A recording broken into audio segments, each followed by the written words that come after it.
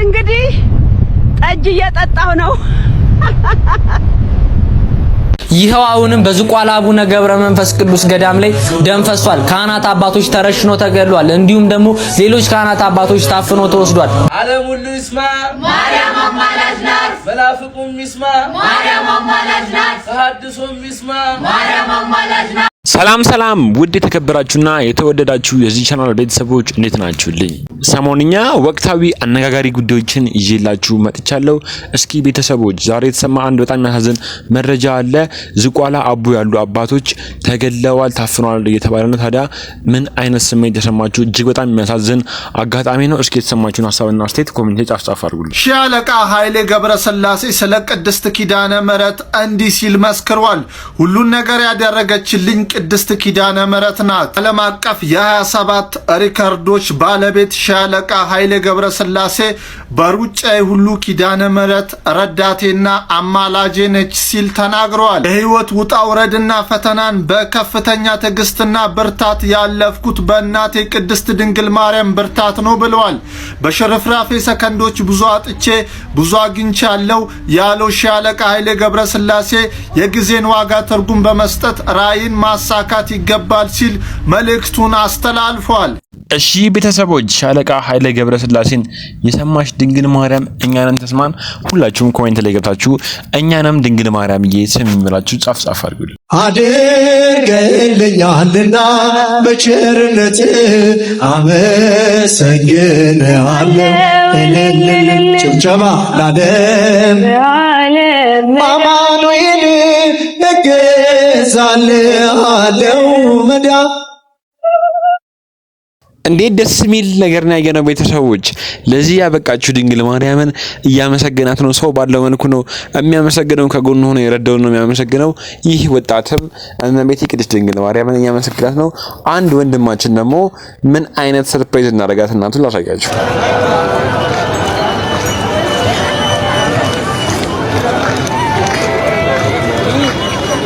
ይሄ ደግሞ ወንድማችን እንደዚህ ለፍታ ጥራ ክሰል ተሸክማ ነው እናቴ ያስተማረችኝ የሚል ምልክት እያሳየ በተመራቂዎቹ ፊት እናቱን ያመሰገነ እንደዚህ ሰርታ ጥራ ግራ ነው እናቴ ለዚያ በቃች እያለ ነበረ።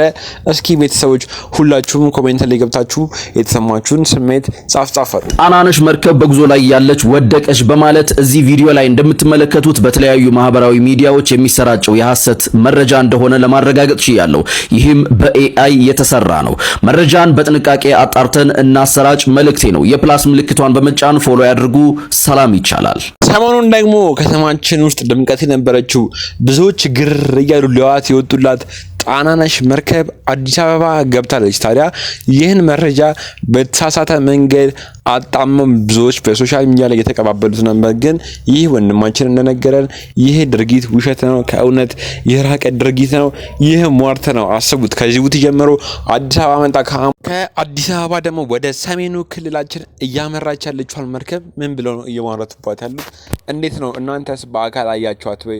እስኪ ያያችኋት ሰዎች ደግሞ ግዝፈቷን ስታዩት የነበረውን ግርግር የተሰማችሁ ስሜት ጻፍ አድርጉልን። ይኸው አሁንም በዝቋላ አቡነ ገብረ መንፈስ ቅዱስ ገዳም ላይ ደም ፈሷል። ካህናት አባቶች ተረሽኖ ተገድሏል። እንዲሁም ደግሞ ሌሎች ካህናት አባቶች ታፍኖ ተወስዷል። ቢገባችሁና ብትረዱት ኖሮ እነኚህ መናኛን አባቶች ለእናንተ የሚወት ነበር ሲጸልዩ የነበር። ሁሌ ባለማተቦችን መግደል፣ ሁሌ ኦርቶዶክሳውያኖችን መግደል፣ ሁሌ ካህናት አባቶችን መናኞችን በየገዳሙ በየዱሩ ያሉትን ካህናት አባቶችን መግደል የማይሰለቻችሁ ፍጥረቶች እግዚአብሔር የማይምጣ ፍርዱን ከመድኃኔዓለም ነው የምንጠብቀው። ነገ በሰፊው ይመለስበታል።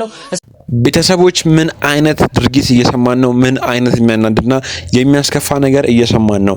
እንዴት የሃይማኖት አባቶች ተሰብስበው በተቀመጡበት ይገደላሉ፣ ይታፈናሉ? ምን ማለት ነው ይሄ? አስቡት። የሃይማኖት አባቶች እኮ ጸሎት የሚያደርጉት ለግለሰብ ሳይሆን ለህዝብ፣ ለሀገር ነው። ለሀገር የሚጸልዩ አባቶችን እንዴት ነው በግፍ መግደል፣ መጨፍጨፍ፣ ማፈን? ይሄ ድርጊት በጣም ሊቆም የሚገባ ድርጊት ነው። ወንድማችን እንዳለው የእግዚአብሔር ቁጣ ከባድ ነው። ሃሌሉያ ሽግንሶ ጋላታ ሃሌሉያ ሃሌሉያ ሽግንሶ ጋላታ ተናገሰ nage bayate nage sesete nage bayate ale aleluya ale aleluya shikun so galata asho aleluya ale aleluya shikun so galata marote maganinki summe duchini wadal fatame kenna dumere kadwa amin ኦርቶዶክሳዊ ቤተክርስቲያን ያስፈልጋል ብለው ከጎናችን የቆሙ እዚህ ያሉ የፕሮቴስታንት አማኞች እንዲሁ ለኦርቶዶክስ ተዋሕዶ ቤተክርስቲያን እዚህ ጋር ቤተክርስቲያን ያስፈልጋል ብለው ያመኑ ይሄው እንደምታዩት እዚህ ጋር አጠገብ ያሉ ሙስሊሞች ያመጡትን ሁሉ መባ ተመልከቱ። በእውነት ዳቦ እንጀራ መጥቷል። ወጣም ከነወጡ ያውላችሁ ፊት ለፊቴ ይሄ ህዝብ ቂሻ መጥቶ እንዲሁ መሄድ የለበትም። የቂሻ ሙስሊም እንግዳ ተቀባይ ነው ብለው ይዘው መጥቷል። በእውነት አመስግኑልን። ይህን ቪዲዮ ስታዩ ምን ተሰማችሁ ቤተሰቦች? ሙስሊም ወንድሞቻችንን እንደመቷቸው ቤተክርስቲያን ድረስ መጠው ስጦታ አበርክተው ሄደዋል። እጅግ በጣም ደስ የሚል አጋጣሚ ነው። ይህን ቪዲዮ ሳይ እስኪ ማን ነው እንደኔ ደስ ያለው? ሄሎ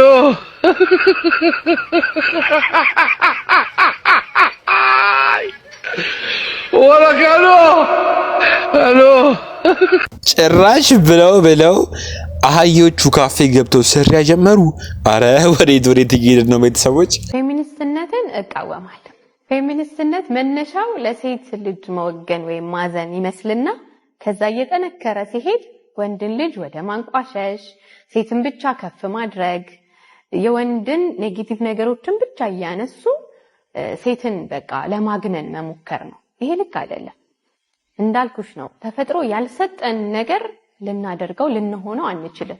ትግል ለሚሆንብን ሴት በሴትነቷ ያላትን ነገር አክብራ የምትሰጠውን ነገር እንዳላት አምና አቅም እንዳላት አምና ስትኖር ምንም ትግል አያስፈልጋትም።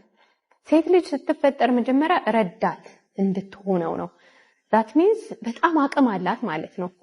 ረዳት የሚያስፈልገው ሰው ረዳቱ እሱ ያላየውን ነገር የሚያይ እሱ የጎደለውን የሚሞላ ለብቻው መሆኑ መልካም ስላልሆነ፣ ስለዚህ ምንድነው የሚያጣላን? አንዱ የሌላው ረዳት ከሆነ መስማማት ነው የሚያዋጣው።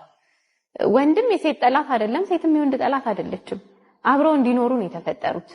ስለዚህ ባላንስ ማድረግ ነው የሚያስማማን እንጂ እኔ እበልጣለሁ አንተ ትበልጣለህ የሚባል ነገር የትም አያስኬድም።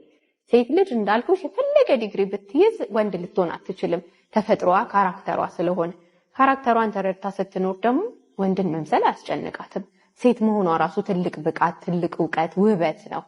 ስለዚህ ለምንድን ነው ሴትነቷን ይዛ ማትኖር? ሴቶች መጀመሪያ መሆን ያለባቸው ሴትነታቸውን መቀበል ነው።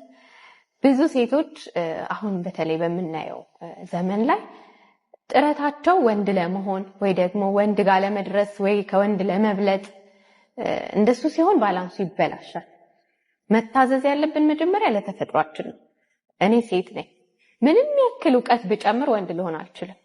ምንም አይነት የተሰጠንን ማንቀይረውን ነገር ማመን አለብን። ምክንያቱም በተሰጠን ፓኬጅ ውስጥ ብዙ ስጦታ አለው። ሴት ሆና ያላት ነገር ወንድ የለውም፣ ወንድ ደግሞ ያለው ነገር ሴት የላትም። ባላንስ አድርጎ ነው ይሰራል። ስለዚህ ያለንን ነገር ሰሞኑን በሶሻል ሚዲያ ላይ አንዲት እህታችን የፌሚኒስት ባንዲራ ያዥነኝ ብላ እጅግ በጣም ብዙዎችን ያወዛገበች ግራ እያገባች ትገኛለች። ታዲያ ይቺ እህታችን ሁላችሁም እንዳያችኋት ተስፋ አድርጋለሁ።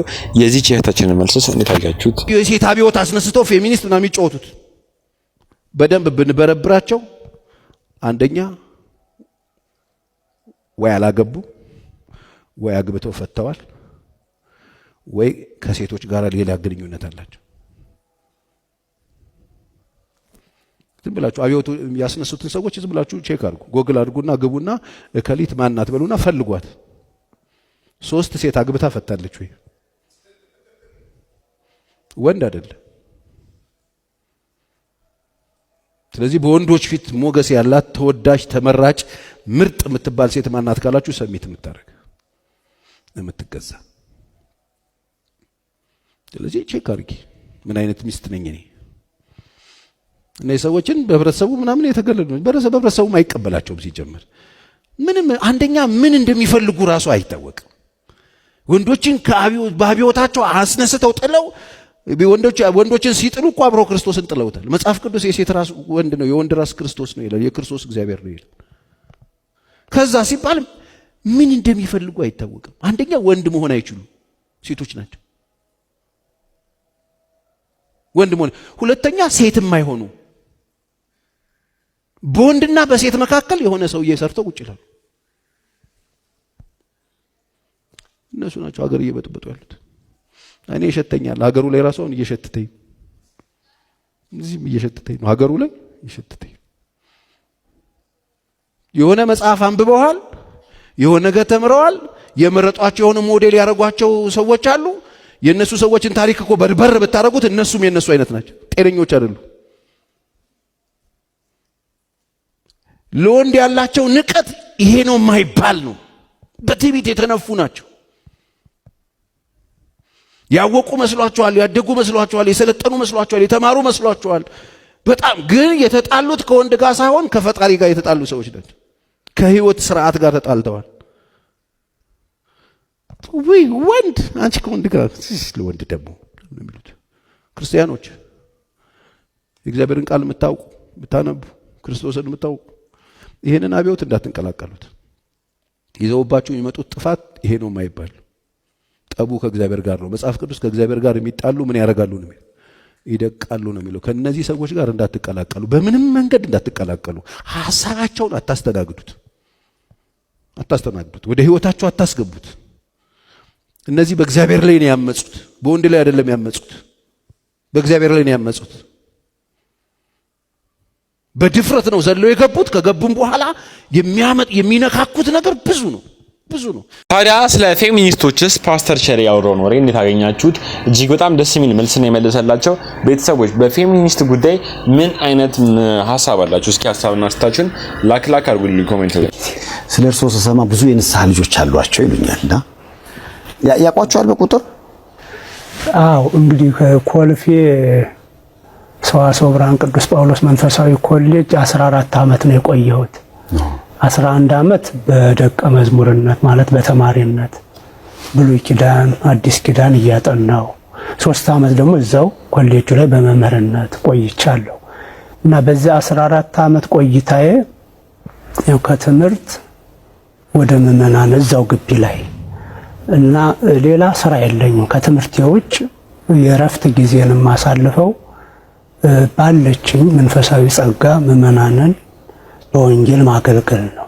እና እንደዛ ስለሆነ እስከ 600 የሚሆኑ አባወራዎች ምዕመናን ነበሩኝ። ያው አሁን ወደ ሰሜን ወሎ ከሄድኩኝ በአግባቡ ስለማገለግላቸው ለሌላ አባት ሰጥቻቸዋለሁ።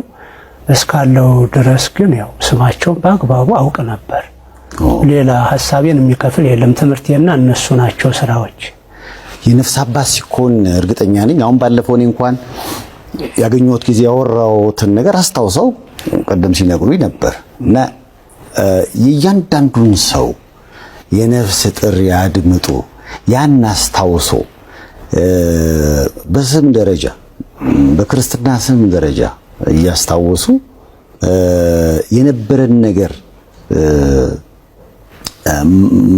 ማውራቱ ይሄ ለየት ያለ ስጦታን የሚጠይቅ ይመስለኛል። ምክንያቱም ስለ እርሶ ሰማ በጣም በርካታ ነፍስ ልጆች አሉት። ግን የሁሉንም ያለፈ ጉዳይ ችግርም ሊሆን ይችላል ያማከሩትን ነገር ውስጡ አስቀምጦ ባገኟቸው ሰዓት እንደገና በዛ ጉዳይ ላይ ማውራት መወያየት ይችላሉ ስላሉኝ ነው። እውነት ነው።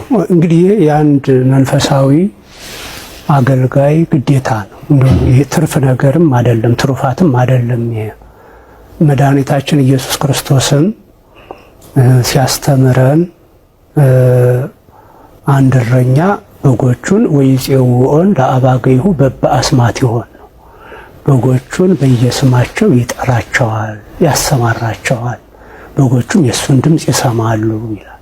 ይህ በመካከለኛው ምስራቅ እውነት ነው። በግ የሚጠብቁት ሰዎች ለበጎቻቸው ስም አውጥተው ይጠሯቸዋል በየስማቸው እና አንድ ካህንም የሚያገለግላቸውን ምዕመናን በየስማቸው በመንፈሳዊ ስማቸው ሰይፈ ሥላሴ ገብረ እግዚአብሔር ብሎ መጥራት ይገባዋል እና ስማቸውንም ያሉበትን የሥራ ጠባይ የኑሮ ጠባይ የኑሮ ዘይቤ ሁሉ ማወቅ ይኖርበታል። ከዛ ተነስቶ ስለሆነ ማገልገል መምከር የሚችለው እና ግዴታ ነው ለማለት ነው። ቤተሰቦች አባታችንን ማታ ሰይፉ ላይ ስታያቸው ምንኛ ደስተኛ ሆናችሁ እጅግ በጣም ደስ የሚሉ እጅግ በጣም የተረጋጉ አባት ነው ያሉንና ታዲያ እኚህን አባቶች አይታችሁ ስማቸውን ማልጠራቸውን አንዳንድ ሰዎች ስታስቧችሁ ባይኖራችሁ ምን አይነት ስሜት ተሰማችኋል? እስኪ ያላችሁን ሐሳብና አስተያየት ኮሜንት ላይ ጻፍ አድርጉልኝ። ዓለም ሁሉ ይስማ ማርያም አማላጅ ናት። መናፍቁም ይስማ ማርያም አማላጅ ናት። ተሐድሶም ይስማ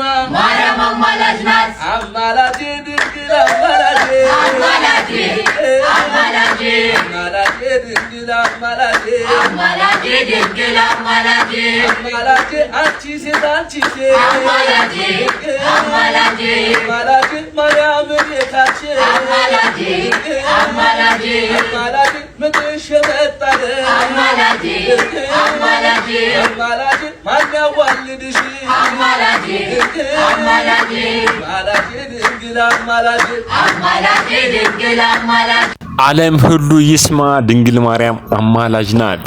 አማላጄ ድንግል አማላጄ። እስኪ ማን ነው ኮሜንት ላይ ገብቶ አማላጄ ድንግል አማላጄ ብሎ ኮሜንት ላይ ጻፍ ያደረገልን? የልባችሁን መሻት ድንግል ማርያም እመቤቴ ቅድስት ድንግል ማርያም ቤዛዊተ ማርያም ትፈጽምላችሁ። ቤተሰቦች እስኪ ያላችሁን ሐሳብና አስተያየት ወንድማይ ምክር ኮሜንት ላይ ጻፍ አድርጉልኝ። እኔ እንደናንተ ስራ በድንጋማ ከዘልዛላ መስላችኋለሁ? ይኸውላችሁ እኔ በደቂቃ ኢን ሚሊየንስ መሰራ ሰው ነኝ። እሺ ዘልዛሎች አረረኛም ቀና አለና ምን እዚህ ስራ ፈትዘልዛላ ብላ ነው ሰዓቱን ታስጠብቂ። በቃ እሺ ሆነ እንጮህ ወይንቺ ያዚ ምን ሆነሽ ነው?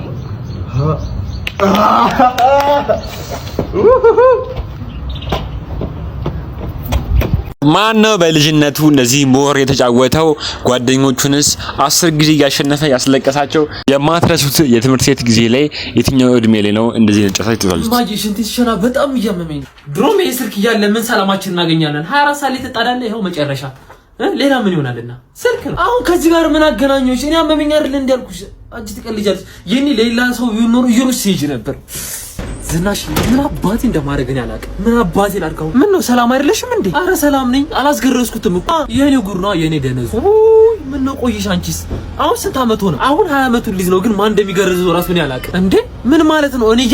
እኔ ያለው ግን ትሻለሽ እንዴ? ጥርሴን የነቀልኩበት እኮ ነው። ጥርሴን ከብረት ቤት በያጅ ከፀጉር ቤት ቆራጭ ምን ያልሰሩት ነገር ግን እኮ የግርዛት እኮ ነው። ስራው እኮ አንድ አይነት ነው። ስቴሉን የተለያየው ግለሽም። በቃ እኔ ቀን ይዤ ልምጣ፣ አንቺ አዘገጃጁ ልጅ መጣው። ይኸውልህ እኔ ልጅ 20 አመት ልትይዝ ነው አይደለ? ድሮን ገብቶኛል። ከቤት ይወጣልኝ ልትይ ወጣልሻለሁ። አይደለም ያው 20 አመትን ከመያዝ በፊት እንድትገረዝ አይሆንም። በፍጹም አይሆንም። አልፈልግም ተይው እንዴ ምን ቦታ ይኸውልህ፣ ቅድም ራሱ ሽንቴ ይሻና መመኝ ስትለኝ ነበር። እሱ ሳይሆን አይቀር በቃ እሱ ነው። ለመሆኑ ማንም ይገርዘ? እኔ ነኝ። ዝናሽ ትችያለሽ፣ ግን ሐሳብ አይግባክ። አሁን ሱሪ ነው ልክ ቶሎ በል ሱሪ ነው ልክ። እሺ ያው ስሉስ ቅዱስ አባቴ ምንድነው ይሄ?